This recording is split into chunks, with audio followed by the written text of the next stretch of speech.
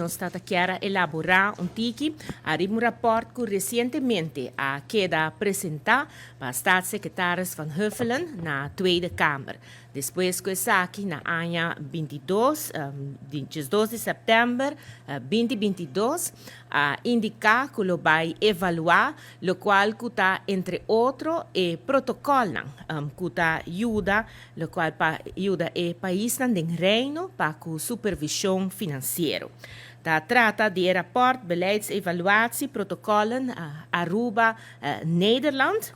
Rapport aqui não que está caminha com entre outros econômico bureau Amsterdam assim uma investigação extensa para assim orenanan por mira com evaluação dos conos para que supervisão financeira basa arriba protocolo.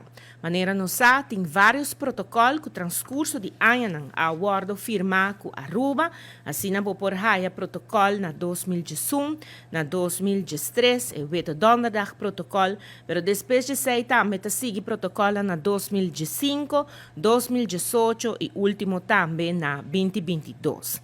Lo qual acordo assim tá que se ordenaram uma avaliação para mirar que os tools com o qual o Rijksministeraat tem, pero também ordenaram tools que tem de lei, maneira por exemplo, nós temos a lei de supervisão de LAFT e também ordenaram nós temos norma financeira que nós temos que adherir na G e a supervisão do colégio de CAFT.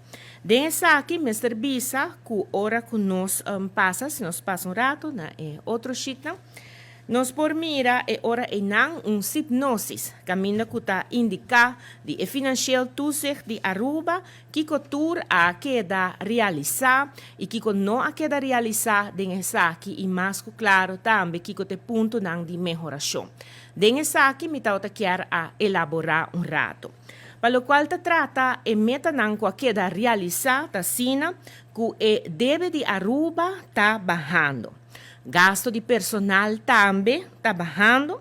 Aruba está cumpre com a norma financeira que o acordo estipula dentro do protocolo e também Aruba tem mais transparência dentro do qual está finança público seguro. Lo qual que agora que não também nos está apresentando, segura informação que ajuda para criar uma transparência mais grande de finança pública, sem laga foto, lo qual está a reportagem financeiro que último tempo que não nos abin tá conhecer na Aruba, tudo isso que não aguardo evaluar e tá poner não chega na conclusão que tem mais transparência de parte de finança pública. Lo qual não queda realizar que o manejo financeiro do país Aruba ainda não está na ordem. Pero den mesmo Roseia está a ordem mencionar que o quadro de landspaquete essa aqui está trabalhando arriba para assinar por melhorar e lo qual está a parte financeira aqui não.